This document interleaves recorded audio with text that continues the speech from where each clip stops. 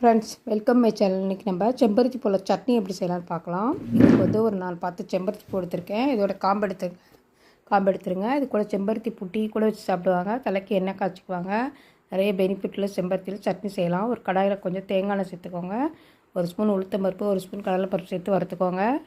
ஒரு அரை ஸ்பூன் கொத்தமல்லி, அரை ஸ்பூன் சீரகம் சேர்த்து வறுத்துக்கோங்க. இது செம்பருத்தி பூ சட்னினே யாருக்கும் தெரியாது, ஹெல்த்தியான சட்னி. ஒரு 5 காஞ்ச மிளகாய் காரத்துக்கு தகுந்தது சேர்த்துக்கோங்க. ஒரு 10 சின்ன வெங்காயம், 10 பல் பூண்டு சேர்த்து நல்லா வதக்குவாங்க. இது கூட 2 தக்காளி சேர்த்துக்கோங்க.